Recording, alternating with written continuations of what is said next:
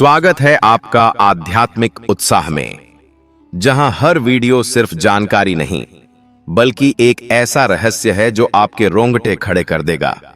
यहां हम खोलते हैं उन दरवाजों को जहां आस्था, पुराण और अनकही कहानियां मिलकर रचते हैं अद्भुत अनुभव। अगर आप भी उन रहस्यों को जानना चाहते हैं जो साधारण आंखों से दिखते नहीं, तो अभी सब्सक्राइब कीजिए आध्यात्मिक उत्साह, क्योंकि यहां हर सफर आपकी आत्मा को छूने वाला अनुभव है। कुछ रहस्य समय की धूल में छिपे रहते हैं, कुछ कथाएं सदियों से श्रद्धालुओं के मन में गूंजती हैं और कुछ स्थान ऐसे होते हैं जिनकी शक्ति को आज तक विज्ञान भी पूरी तरह नहीं समझ पाया। भारत के उत्तर में त्रिकूट पर्वत की गोद में बसा है एक ऐसा धाम जहां लाखों श्रद्धालु हर साल केवल आस्था से खिंचे चले आते हैं। एक गुफा, 3 पिंडियां और अनगिनत चमत्कार। यह सिर्फ एक यात्रा नहीं बल्कि एक ऐसा रहस्य है जो हर हृदय में जीवित है। मां वैष्णो देवी धाम। आज नवरात्रि के 9 दिनों में हम मां के 9 रूपों के साथ उनके इतिहास, रहस्यों और अद्भुत अनुभवों की गहराई में उतरेंगे। त्रिकूट पर्वत की रातें। क्यों आधी रात को हवाएं बदल जाती हैं रहस्य में? क्या आपने कभी सोचा है कि कोई पर्वत भी रात के अंधेरे में जीवित हो सकता है? त्रिकूट पर्वत, जहां मां वैष्णो देवी का धाम स्थित है, सिर्फ पत्थरों और जंगलों से बना पहाड़ नहीं है। स्थानीय लोग मानते हैं कि यह पर्वत खुद में एक जीवित शक्ति है और इसकी रातें साधारण रातें नहीं होती। जब सूर्य अस्त होता है और चारों तरफ अंधेरा छा जाता है, तो इन पर्वतों के ऊपर की हवा बदलने लगती है। यात्री बताते हैं कि जैसे ही रात गहराती है, अचानक गुफाओं से अजीब सी गूंज सुनाई देने लगती है। यह गूंज किसी साधारण प्रतिध्वनि जैसी नहीं होती, बल्कि ऐसा लगता है जैसे कोई अदृश्य शक्ति मंत्रोच्चारण कर रही हो। सवाल उठता है, क्या यह मात्र मन का भ्रम है या फिर सचमुच त्रिकूट पर्वत की चट्टानों और हवाओं में कोई दिव्य रहस्य बसा है? इतिहासकार बताते हैं कि त्रिकूट पर्वत के 3 शिखर मां के 3 स्वरूपों महाकाली, महालक्ष्मी और महासरस्वती का प्रतीक हैं। लेकिन यह सिर्फ प्रतीकात्मकता नहीं है। साधकों का मानना है कि इन शिखरों से निकलने वाली ऊर्जा साधारण नहीं बल्कि सजीव है। कई साधु जिन्होंने यहां तपस्या की, उन्होंने दावा किया कि रात के समय उन्हें दिव्य दर्शन हुए। यात्रियों की कहानियां भी रहस्य को और गहरा करती हैं। बहुत से लोग बताते हैं कि जब वे रास्ता भटक गए, तब किसी अदृश्य शक्ति ने उन्हें सही दिशा दिखाई। कई बार लगता है कि कोई उनके साथ चल रहा है, जबकि आसपास कोई इंसान नहीं होता। क्या यह केवल मन का खेल है या मां की छाया सचमुच यात्रियों को मार्गदर्शन देती है? विज्ञान इसे मात्र इको और दिमागी भ्रम कहकर समझाने की कोशिश करता है। लेकिन सवाल यह है, अगर यह सिर्फ इको है, तो क्यों यह गूंज केवल रात के सन्नाटे में सुनाई देती है? और क्यों हर श्रद्धालु का अनुभव लगभग एक जैसा होता है? आज भी त्रिकूट पर्वत की रातें भक्तों और वैज्ञानिकों के लिए एक रहस्य हैं। एक ओर विज्ञान है जो तर्क खोजता है, दूसरी ओर आस्था है जो अनुभव को प्रमाण मानती है। शायद यही कारण है कि यह पर्वत करोड़ों श्रद्धालुओं के लिए सिर्फ एक धार्मिक स्थल नहीं बल्कि रहस्यों से भरा एक जीवित चमत्कार है। तो अगली बार जब आप त्रिकूट पर्वत की रात का सामना करें, तो खुद से पूछिए, क्या यह केवल हवा की आवाज है या सचमुच मां की शक्ति की गूंज है जो हर श्रद्धालु को छू जाती है? 3 शक्तियों से जन्मी एक कन्या। कौन थी वह रहस्यमयी देवी? क्या यह संभव है कि तीनों महाशक्तियां, महाकाली, महालक्ष्मी और महासरस्वती, एक साथ मिलकर एक कन्या के रूप में प्रकट हों? पौराणिक कथाएं कहती हैं कि जब धरती पर अधर्म का बोझ बढ़ने लगा और राक्षसों का आतंक असहनीय हो गया, तब देवताओं ने एक दिव्य उपाय खोजा। इसी उपाय के रूप में जन्मी एक कन्या, जो केवल साधारण बालिका नहीं बल्कि त्रिदेवी की संयुक्त शक्ति थी। उस कन्या का रूप निराला था। उसकी आंखों में करुणा थी, पर साथ ही उनमें असीम तेज भी झलकता था। उसकी मुस्कान भक्तों को आकर्षित करती थी लेकिन जब समय आया तो वही मुस्कान शत्रुओं के लिए विनाश का संकेत बन गई। सवाल यह है, क्या यह केवल कल्पना है या सचमुच इतिहास में किसी समय ऐसी अद्भुत शक्ति ने जन्म लिया था? कहा जाता है कि यह कन्या बचपन से ही तपस्या और साधना में लीन रहती थी। न खाने पीने की चिंता, न भौतिक सुख की इच्छा। उसका जीवन केवल एक ही लक्ष्य के लिए था, मानवता की रक्षा और धर्म की स्थापना। धीरे धीरे लोग समझने लगे कि यह कन्या साधारण नहीं बल्कि किसी महान शक्ति का अवतार है। किंवदंतियों में यह भी आता है कि उस कन्या की तपस्या इतनी प्रबल थी कि देवता तक विचलित हो गए। उन्हें लगा कि यदि इस शक्ति को रोका न गया तो यह ब्रह्मांड के संतुलन को बदल सकती है। लेकिन कन्या का उद्देश्य कुछ और ही था। वह विनाश की नहीं बल्कि संतुलन की प्रतीक थी। त्रिकूट पर्वत पर जब भी श्रद्धालु पहुंचते हैं और गुफा में 3 पिंडियों का दर्शन करते हैं तो यही कथा याद आती है। एक पिंडी महाकाली की शक्ति का प्रतीक है जो विनाश कर सकती है। दूसरी पिंडी महालक्ष्मी की जो समृद्धि और वैभव देती है, और तीसरी पिंडी महासरस्वती की जो ज्ञान और बुद्धि का वरदान देती है। लेकिन सबसे बड़ा रहस्य यह है, क्या ये 3 पिंडियां वास्तव में अलग अलग देवियों की प्रतीक हैं या फिर उस एक कन्या का जीवित रूप जिसने तीनों शक्तियों को अपने भीतर समेट लिया था? आज भी विद्वान इस रहस्य को समझने की कोशिश करते हैं। कुछ कहते हैं कि यह कथा केवल प्रतीकात्मक है, शक्ति के 3 पहलुओं को दर्शाने वाली। लेकिन भक्त मानते हैं कि वह कन्या सचमुच पृथ्वी पर अवतरित हुई थी और उसने अपने अस्तित्व से यह सिद्ध कर दिया कि ईश्वर की शक्ति केवल एक ही नहीं बल्कि अनेक रूपों में विद्यमान है। तो सवाल आपके लिए है, क्या 3 शक्तियों से जन्मी वह कन्या केवल एक कथा है या सचमुच आज भी गुफा की पिंडियों में उसकी उपस्थिति जीवित है जो हर भक्त की पुकार सुनती है? श्री राम से मुलाकात, क्या यह सचमुच हुआ था? क्या कभी भगवान के अवतार भी किसी अन्य दिव्य शक्ति से मिलने आते हैं? क्या त्रिकूट पर्वत की धरती पर वह क्षण सचमुच घटित हुआ था जब स्वयं भगवान श्री राम ने एक रहस्यमयी कन्या को दर्शन दिए? और अगर यह कथा सत्य है तो उसका प्रभाव आज तक क्यों महसूस होता है?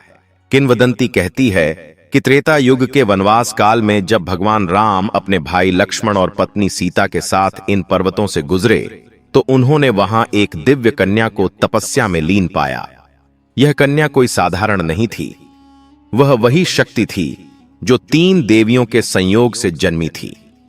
उसकी आंखों में अद्भुत तेज था और उसके चारों ओर मानो एक अलौकिक आभा बिखरी हुई थी। कहते हैं, कन्या ने भगवान राम को प्रणाम किया और एक विनम्र निवेदन रखा, मुझे आशीर्वाद दीजिए कि मैं युगों युगों तक इस पर्वत पर रहकर भक्तों की मनोकामना पूर्ण कर सकूं। राम ने मुस्कुराकर उत्तर दिया, तुम्हारा उद्देश्य महान है, लेकिन समय आने पर ही तुम्हें संसार पहचानेगा। जब कलयुग में धर्म डगमगाएगा तब तुम्हारा वास इसी त्रिकूट पर्वत पर स्थायी होगा और लोग तुम्हें वैष्णो देवी के नाम से पुकारेंगे। यह आशीर्वाद केवल एक वचन नहीं था बल्कि एक ऐसी दिव्य शक्ति का संचार था जिसने इस पर्वत को सदैव के लिए पवित्र बना दिया।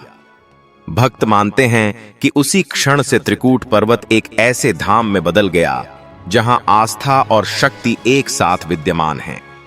यात्रियों का कहना है कि जब वे गुफा में प्रवेश करते हैं तो वातावरण में एक अजीब सी ऊर्जा महसूस होती है, मानो किसी अदृश्य आशीर्वाद की गूंज अब भी दीवारों पर टिकी हो। यही अनुभव इस कथा को और भी वास्तविक बना देता है। राम का दिया हुआ वह आशीर्वाद ही आगे चलकर वैष्णो देवी धाम की आत्मा बना। कहते हैं, त्रिकूट पर्वत की गुफाओं में आज भी वही वचन जीवित है। हर आरती, हर भजन और हर भक्त की श्रद्धा मानो उसी दिव्य क्षण की याद दिलाती है जब भगवान राम ने इस स्थान को एक अनंत शक्ति से जोड़ दिया था। इसीलिए जब भी कोई भक्त यहाँ माथा टेकता है तो वह केवल मां वैष्णो देवी को नहीं बल्कि उस अदृश्य आशीर्वाद को भी प्रणाम करता है जिसने इस धाम को युगों युगों तक अमर बना दिया। गुफाओं का रहस्य, क्या दीवारों में छुपा है कोई अनकहा इतिहास? क्या आपने कभी सोचा है कि किसी गुफा की दीवारें भी बोल सकती हैं? क्या त्रिकूट पर्वत की वो गुफाएं जहां मां वैष्णो देवी का धाम है, केवल पत्थरों की सुरंगें हैं या फिर उनके भीतर कोई ऐसा रहस्य छुपा है जिसे आज तक कोई पूरी तरह समझ नहीं पाया। और दोस्तों, क्या यह संभव है कि हजारों साल पुरानी ये गुफाएं आज भी अपने भीतर दिव्य ऊर्जा को संजोए बैठी हों? कहा जाता है कि वैष्णो देवी की गुफाएं सिर्फ एक मार्ग नहीं, बल्कि एक यात्रा है। यह यात्रा बाहर से भीतर की ओर नहीं, बल्कि आत्मा से ईश्वर तक की ओर ले जाती है। जब भक्त इन संकरे रास्तों से होकर पवित्र पिंडियों तक पहुंचते हैं, तो हर मोड़, हर दीवार मानो किसी अदृश्य शक्ति का संदेश देती है। किंवदंती है कि इन गुफाओं का निर्माण स्वयं देवी की इच्छा से हुआ था। जब भैरवनाथ उनके पीछे पीछे आया, तो मां ने इन गुफाओं को अपने निवास का स्थान बना लिया। यहीं उन्होंने वर्षों तक तपस्या की और अपनी शक्ति को स्थिर किया। तभी से ये गुफाएं भक्तों के लिए आस्था का केंद्र बन गईं। दोस्तों, श्रद्धालुओं के अनुभव इस रहस्य को और गहरा कर देते हैं। कई यात्री बताते हैं कि गुफा के भीतर उन्हें अजीब सी ठंडक और शांति का अनुभव होता है। किसी को ऐसा लगता है कि कोई अदृश्य शक्ति उनके साथ चल रही है, तो किसी को लगता है कि दीवारों से मधुर ध्वनियां निकल रही हैं। क्या यह केवल वातावरण का असर है या सचमुच गुफाएं आज भी देवी की उपस्थिति से भरी हुई हैं? वैज्ञानिक कहते हैं कि गुफाओं की संरचना ध्वनियों को कई गुना बढ़ा देती है, इसलिए लोग मंत्रोच्चारण जैसा अनुभव करते हैं। लेकिन आस्था मानती है कि यह सब देवी की कृपा है, और शायद यही कारण है कि लाखों लोग हर साल इन गुफाओं की यात्रा करते हैं, क्योंकि यहां पहुंचकर वे केवल ईश्वर से नहीं, बल्कि अपने भीतर की शक्ति से भी मिलते हैं। इन गुफाओं का रहस्य केवल पौराणिक कथाओं तक सीमित नहीं है, बल्कि यह हर उस भक्त की आस्था में जीवित है जो यहां माथा टेकता है। यही कारण है कि जब लोग गुफा से बाहर निकलते हैं, तो उनकी आंखों में केवल भक्ति नहीं, बल्कि एक अद्भुत संतोष भी झलकता है। दोस्तों, यही संतोष इस धाम की सबसे बड़ी पहचान है। गुफाओं की गहराई में केवल अंधेरा नहीं है, वहां एक ऐसी रोशनी छुपी है जो हर दिल को छू जाती है। यही रोशनी मां वैष्णो देवी की कृपा है, जो सदियों से इस स्थान को पवित्र बनाए हुए है। भैरवनाथ, एक राक्षस या शक्ति का लालची साधक? दोस्तों, क्या आपने कभी सोचा है कि कोई साधक जो तपस्या और ज्ञान के मार्ग पर चलता है, अचानक अंधकार में कैसे गिर जाता है?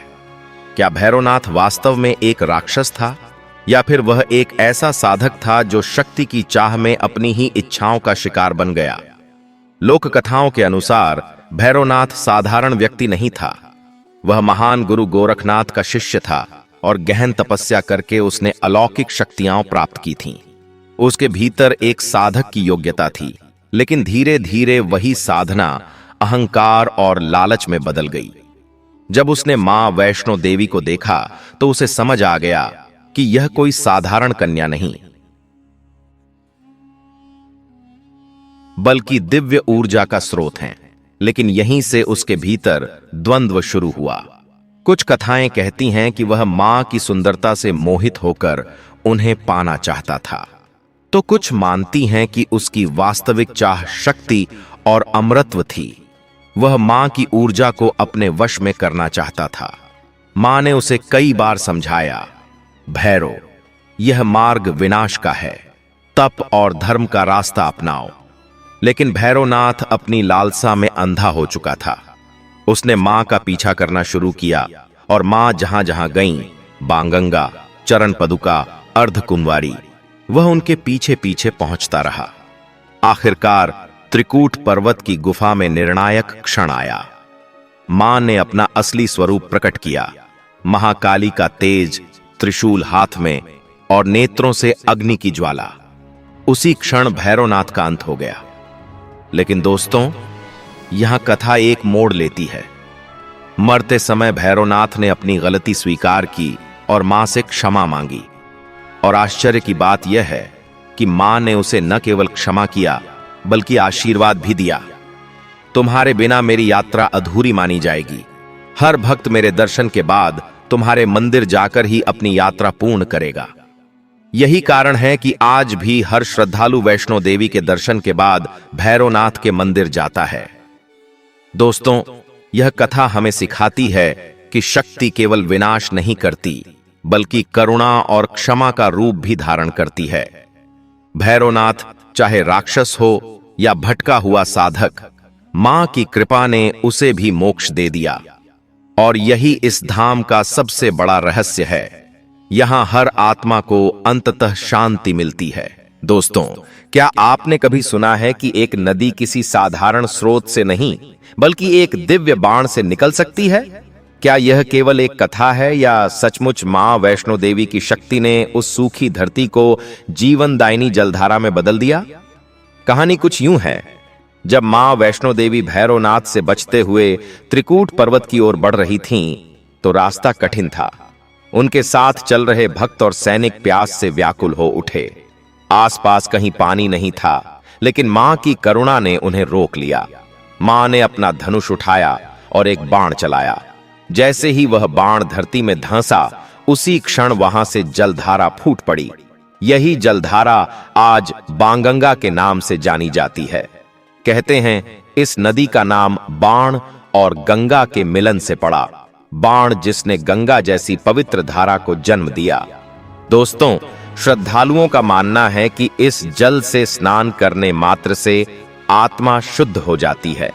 परंपरा है कि माता के दर्शन से पहले यात्री बाणगंगा में डुबकी लगाते हैं और अपने भीतर की सारी नकारात्मकता को बहा देते हैं। वैज्ञानिक इसे एक प्राकृतिक झरना मानते हैं, लेकिन आस्था कहती है कि यह धारा कभी साधारण नहीं रही। हर लहर, हर बूंद मां की कृपा का ही रूप है। आज भी लाखों भक्त जब बाणगंगा में स्नान करते हैं, तो उन्हें केवल ठंडा पानी ही नहीं, बल्कि मां की छाया का एहसास भी होता है। यह नदी मानो मां की करुणा की जीवित निशानी है, एक याद दिलाने वाली कि जब भी भक्त प्यासा हो, मां उसके लिए जीवन का स्रोत बना देती हैं। दोस्तों, बाणगंगा हमें सिखाती है कि मां की शक्ति केवल रक्षा ही नहीं करती, बल्कि हर जरूरत पर सहारा भी देती है। यही कारण है कि यह नदी आज भी आस्था की सबसे पवित्र धारा मानी जाती है। चरण पदुका, मां के कदमों के निशान। दोस्तों, क्या आपने कभी सोचा है कि एक जगह पर पड़े कदमों के निशान भी भक्ति का प्रतीक बन सकते हैं? क्या यह संभव है कि किसी पर्वत की चट्टानों पर अमिट छाप आज भी मां वैष्णो देवी की उपस्थिति का प्रमाण देती हो? कहा जाता है कि जब भैरवनाथ मां का पीछा करते करते त्रिकूट पर्वत की ओर बढ़ रहा था, तो मां ने कुछ क्षणों के लिए रुककर पीछे मुड़कर देखा। उसी स्थान पर उनके चरणों की छाप रह गई। यही जगह आगे चलकर चरण पदुका कहलाने लगी। दोस्तों, यह केवल एक चट्टान नहीं है। श्रद्धालु मानते हैं कि इन चरण चिन्हों में मां की शक्ति समाई हुई है। जब भक्त यहां माथा टेकते हैं, तो उन्हें ऐसा लगता है मानो मां स्वयं उनके सामने खड़ी हों और आशीर्वाद दे रही हों। चरण पदुका तक पहुंचने का रास्ता कठिन है, लेकिन भक्तों की आस्था इसे आसान बना देती है। कहते हैं जो सच्चे मन से यहां प्रार्थना करता है, उसकी हर मनोकामना पूरी होती है। यह स्थान भक्तों को याद दिलाता है कि भले ही मार्ग कितना भी कठिन क्यों न हो, मां के चरण हर यात्री के साथ हैं। वैज्ञानिक दृष्टि से यह बस प्राकृतिक गड्ढों जैसे दिखते हैं, लेकिन आस्था इन्हें ईश्वर का प्रमाण मानती है। यही आस्था हर साल लाखों लोगों को यहां खींच लाती है। दोस्तों, चरण पदुका हमें एक गहरा संदेश देती है। जीवन की हर कठिनाई में अगर हम श्रद्धा और विश्वास के साथ आगे बढ़ें, तो ईश्वर के कदम हमेशा हमारे मार्गदर्शन के लिए होते हैं। यही कारण है कि जब भक्त इस स्थल से आगे यात्रा शुरू करते हैं, तो उनके भीतर एक नया साहस और आत्मविश्वास जाग उठता है। मानो मां के चरण चिन्ह उन्हें यह वचन देते हों, डरो मत, मैं तुम्हारे साथ हूं। दोस्तों, क्या आपने कभी किसी गुफा के बारे में सुना है जहां समय रुक सा गया हो? क्या यह संभव है कि एक साधना स्थल हजारों सालों तक अपनी ऊर्जा को उसी रूप में संजोए रहे? कहते हैं कि जब भैरवनाथ मां वैष्णो देवी का पीछा करता हुआ पर्वतों तक पहुंचा, तो मां ने इसी गुफा में 9 महीनों तक कठोर तपस्या की। इसी कारण इसे अर्धकुंवारी गुफा कहा जाता है। मान्यता है कि यहां मां ने योग माया का रूप धारण करके अपनी शक्ति को और प्रबल किया। दोस्तों, इस गुफा की बनावट भी बेहद अद्भुत है। संकरी सुरंग, टेढ़े मेढ़े रास्ते और भीतर फैली रहस्यमयी शांति, मानो हर पत्थर में तप का असर हो। श्रद्धालु जब यहां प्रवेश करते हैं तो उन्हें ऐसा लगता है जैसे वे किसी और ही लोक में पहुंच गए हों। परंपरा है कि जो भक्त अर्धकुंवारी के दर्शन करता है उसकी यात्रा आधी पूरी मानी जाती है। तभी तो इसे अर्धकुंवारी कहा जाता है, आधी यात्रा का प्रतीक। वैज्ञानिक चाहे इसे प्राकृतिक गुफा माने, लेकिन आस्था कहती है कि इसके हर कोने में मां की शक्ति बसती है। यही कारण है कि लोग यहां घंटों ध्यान लगाकर बैठते हैं और भीतर से अद्भुत शांति का अनुभव करते हैं। दोस्तों, अर्धकुंवारी गुफा हमें यह सिखाती है कि साधना और धैर्य से ही शक्ति की प्राप्ति होती है। यही स्थान मां की असीम शक्ति और भक्तों की अटूट आस्था का जीवित प्रतीक है। दोस्तों, क्या आपने कभी सोचा है कि एक पर्वत सिर्फ ऊंचा चट्टान का ढेर नहीं, बल्कि एक जीवित शक्ति का केंद्र भी हो सकता है? क्या यह सच है कि किसी शिखर पर सदियों से देवी की उपस्थिति, आस्था और रहस्य संगम बनाकर हमारे जीवन को भी छू रही है? कहते हैं कि मां वैष्णो देवी ने त्रिकूट पर्वत को अपना स्थायी निवास बनाया। यही कारण है कि आज यह स्थान न केवल भक्ति का केंद्र है, बल्कि शक्ति का प्रतीक भी है। त्रिकूट नाम ही इस पर्वत की अद्भुतता बताता है। 3 चोटियां जो सृष्टि की 3 शक्तियों का प्रतिनिधित्व करती हैं, महाकाली, महालक्ष्मी और महासरस्वती। दोस्तों, जब भक्त इस पर्वत की ओर बढ़ते हैं तो हर कदम पर उन्हें मां की उपस्थिति का एहसास होता है। हवा की ठंडी लहरें, आसमान से झरती धूप और रास्ते का हर मोड़ मानो यही कहता है, यह मां का घर है। किंवदंती है कि त्रिकूट पर्वत केवल एक धाम नहीं, बल्कि एक जीवित शक्ति है। यही कारण है कि यहां पहुंचकर भक्तों के मन से डर, संदेह और नकारात्मकता अपने आप मिट जाती है। वैज्ञानिक दृष्टि से यह एक प्राचीन पर्वत है, लेकिन आस्था इसे दिव्य मानती है, और आस्था का यही भाव लाखों श्रद्धालुओं को हर साल यहां खींच लाता है। दोस्तों, त्रिकूट पर्वत हमें यह संदेश देता है कि मां का धाम केवल बाहर नहीं, बल्कि हमारे भीतर भी है। जब हम विश्वास और भक्ति के साथ आगे बढ़ते हैं तो त्रिकूट की तीनों शक्तियां हमारे जीवन का हिस्सा बन जाती हैं। दोस्तों, क्या आपने कभी सोचा है कि कुछ पत्थर केवल पत्थर नहीं होते, बल्कि उनमें जीवन और ऊर्जा भी प्रवाहित होती है? क्या यह सच है कि मां वैष्णो देवी की गुफा में मौजूद 3 पवित्र पिंडियां आज भी भक्तों को अपनी दिव्यता का एहसास देती हैं? कहते हैं कि ये 3 पिंडियां मां के 3 स्वरूपों, महाकाली, महालक्ष्मी और महासरस्वती का प्रतीक हैं। महाकाली शक्ति और साहस का रूप हैं, महालक्ष्मी समृद्धि और सुख का, और महासरस्वती ज्ञान और विद्या की अधिष्ठात्री हैं। यह अद्भुत संयोजन एक ही स्थान पर मौजूद भक्तों के मन और आत्मा में गहरा प्रभाव डालता है। दोस्तों, जो श्रद्धालु इन पिंडियों के सामने खड़े होते हैं, उन्हें ऐसा अनुभव होता है जैसे कोई अदृश्य ऊर्जा उनके चारों ओर फैल रही हो। कुछ को हल्की गर्माहट या कंपन महसूस होती है, तो कुछ को शांति और मानसिक स्पष्टता का अनुभव। यह सब केवल कल्पना नहीं, बल्कि हजारों भक्तों द्वारा साझा किए गए वास्तविक अनुभव हैं।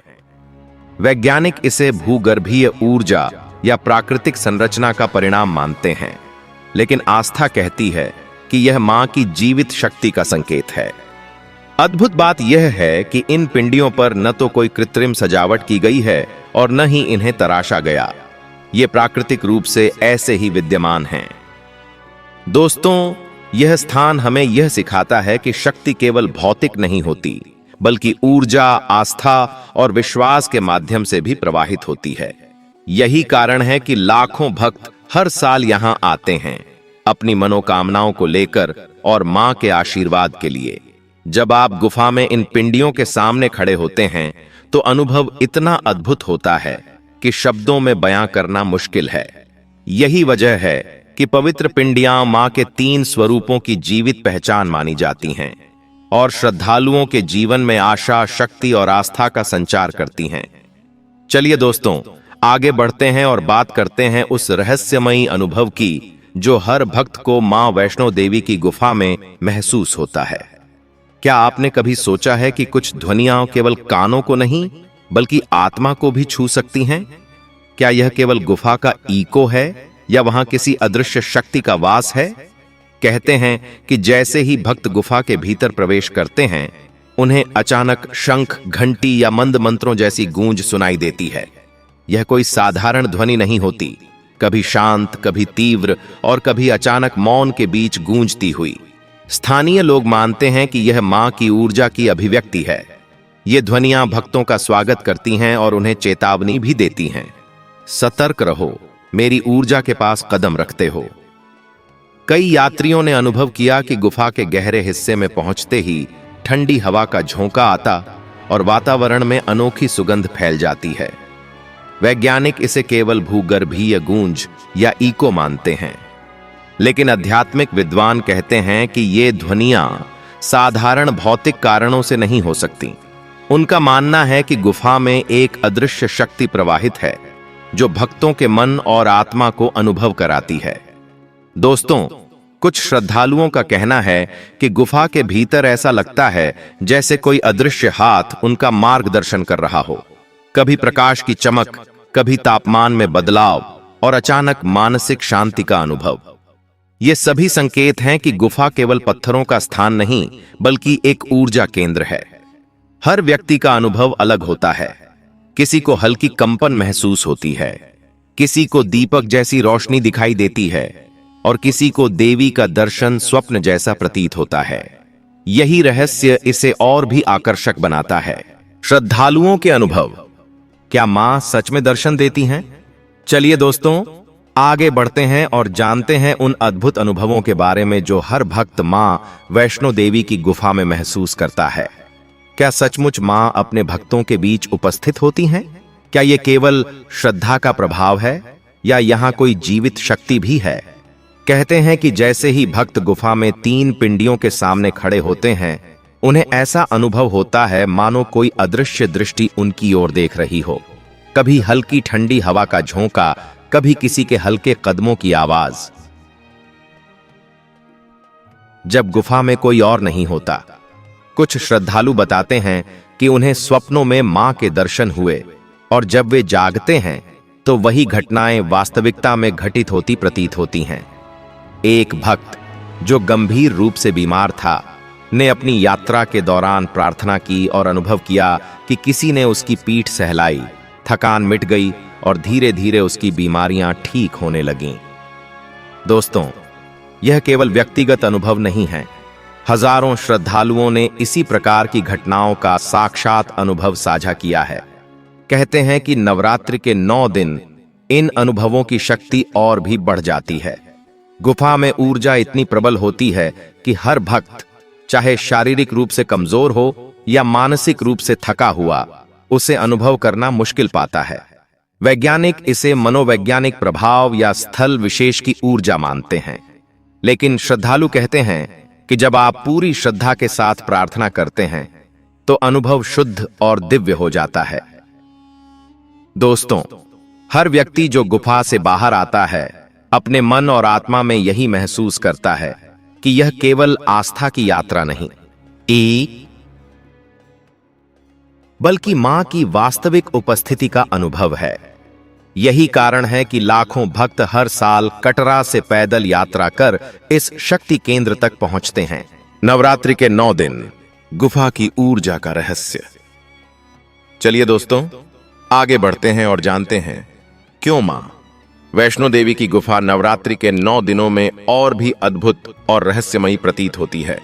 क्या सचमुच इन 9 दिनों में गुफा से निकलने वाली ऊर्जा सामान्य दिनों से कई गुना बढ़ जाती है? कहा जाता है कि नवरात्रि के दौरान मां के 9 स्वरूप शैलपुत्री, ब्रह्मचारिणी, चंद्रघंटा, कूष्मांडा, स्कंद माता, कात्यायनी, कालरात्रि, महागौरी और सिद्धिदात्री पूरे धाम में विद्यमान होते हैं। यही कारण है कि हर दिन की पूजा और भक्ति का महत्व अलग अलग स्वरूपों से जुड़ा होता है। दोस्तों, श्रद्धालु बताते हैं कि इस समय गुफा में कदम रखते ही वातावरण में हल्की कंपन और ऊर्जा का अनुभव होता है। ऐसा लगता है जैसे तीन पिंडियां महाकाली, महालक्ष्मी और महासरस्वती से प्रकाश और शक्ति सीधे भक्तों की आत्मा में प्रवाहित हो रही हो। हवा, दीवारों की ठंडक और बाणगंगा का जल सामान्य दिनों की तुलना में तीव्र ऊर्जा का संचार करता है। नवरात्रि के 9 दिन, गुफा की ऊर्जा का रहस्य। चलिए दोस्तों, आगे बढ़ते हैं और जानते हैं क्यों मां वैष्णो देवी की गुफा नवरात्रि के 9 दिनों में और भी अद्भुत और रहस्यमयी प्रतीत होती है। क्या सचमुच इन 9 दिनों में गुफा से निकलने वाली ऊर्जा सामान्य दिनों से कई गुना बढ़ जाती है? कहा जाता है कि नवरात्रि के दौरान मां के 9 स्वरूप शैलपुत्री, ब्रह्मचारिणी, चंद्रघंटा, कूष्मांडा, स्कंद माता, कात्यायनी, कालरात्रि, महागौरी और सिद्धिदात्री पूरे धाम में विद्यमान होते हैं। यही कारण है कि हर दिन की पूजा और भक्ति का महत्व अलग अलग स्वरूपों से जुड़ा होता है। दोस्तों, श्रद्धालु बताते हैं कि इस समय गुफा में कदम रखते ही वातावरण में हल्की कंपन और ऊर्जा का अनुभव होता है। ऐसा लगता है जैसे तीन पिंडियां महाकाली, महालक्ष्मी और महासरस्वती से प्रकाश और शक्ति सीधे भक्तों की आत्मा में प्रवाहित हो रही हो। हवा, दीवारों की ठंडक और बाणगंगा का जल सामान्य दिनों की तुलना में तीव्र ऊर्जा का संचार करता है। क्या आपने कभी सोचा है कि एक ऐसा स्थान जहां आस्था, शक्ति और रहस्य सदियों से मिलकर जीवित ऊर्जा का केंद्र बन गया है, उसके भीतर कितने अनकहे राज छुपे हो सकते हैं? मां वैष्णो देवी का धाम सिर्फ पवित्र स्थल नहीं, बल्कि अद्भुत रहस्यों का संगम है। सबसे पहला रहस्य है मूल गुफा। गुफा का केवल संकरा मार्ग श्रद्धालुओं के लिए खुला है, लेकिन कहा जाता है कि इसका असली विस्तार पहाड़ के भीतर कई किलोमीटर तक फैला है। वहां कौन सी शक्ति छुपी है, यह आज तक रहस्य बना हुआ है। दूसरा रहस्य है 3 पिंडियां। ये पिंडियां सदियों से उसी स्थान पर हैं, न घटती हैं न बढ़ती। इनमें बहती ऊर्जा कहां से आती है और कैसे बनी, इसका कोई निश्चित वैज्ञानिक उत्तर नहीं है। श्रद्धालु मानते हैं कि यह मां की जीवित शक्ति का प्रतीक है। तीसरा रहस्य है भैरवनाथ का वरदान। मां ने अपने दुश्मन को क्षमा कर उसे भक्तों की यात्रा में शामिल किया। यह केवल परंपरा नहीं, बल्कि शक्ति का वास्तविक स्वरूप दिखाता है, विनम्रता और करुणा। चौथा रहस्य है नवरात्रि के 9 दिन। इस दौरान गुफा से निकलने वाली ऊर्जा सामान्य दिनों की तुलना में कई गुना अधिक होती है। यह केवल प्राकृतिक कारण नहीं, बल्कि मां की दिव्यता का प्रभाव माना जाता है। यही कारण है कि धाम हर साल लाखों भक्तों को आकर्षित करता है। मां स्वयं चुनती हैं कि कौन उनके रहस्य को जान पाए। यही अद्भुत रहस्य इस धाम को और भी दिव्य और रहस्यमयी बनाता है। विश्वास, शक्ति और दिव्यता। दोस्तों, मां वैष्णो देवी धाम सिर्फ एक पवित्र स्थल नहीं है, यह आस्था, शक्ति और रहस्यों का संगम है। त्रिकूट पर्वत की रातें, गुफाओं की अनजानी गूंज, 3 पिंडियां, भैरवनाथ की कथा, बाणगंगा का चमत्कार और नवरात्रि की दिव्यता, ये सभी मिलकर इसे दुनिया के सबसे अद्भुत आध्यात्मिक केंद्रों में से एक बनाते हैं। श्रद्धालुओं के अनुभव बताते हैं कि यहां सिर्फ दर्शन नहीं, बल्कि जीवन बदल देने वाला आध्यात्मिक अनुभव मिलता है। धाम यह भी सिखाता है कि सच्ची शक्ति केवल विनम्रता और करुणा में प्रकट होती है। तो दोस्तों, जब आप मां वैष्णो देवी के धाम की यात्रा करेंगे, तो यह सिर्फ दर्शन नहीं, बल्कि उन रहस्यों और शक्तियों का प्रत्यक्ष अनुभव होगा। मां वैष्णो देवी धाम सिर्फ एक स्थल नहीं, बल्कि विश्वास, आस्था और दिव्यता का जीवंत प्रमाण है, जो हर भक्त को अपनी ओर खींचता है और जीवन में नई ऊर्जा, शक्ति और शांति भर देता है। दोस्तों, अगर आपको यह वीडियो पसंद आया हो तो हमारे चैनल को सब्सक्राइब करें, नोटिफिकेशन बेल दबाएं ताकि हमारी हर नई वीडियो आप तक पहुंचे। वीडियो को लाइक और शेयर करें और कमेंट में बताएं कि आपको मां वैष्णो देवी के किस रहस्य ने सबसे ज्यादा आकर्षित किया। धन्यवाद दोस्तों, जुड़े रहिए और आगे भी ऐसी आध्यात्मिक और रहस्यमयी यात्राओं के लिए हमारे साथ बने रहिए।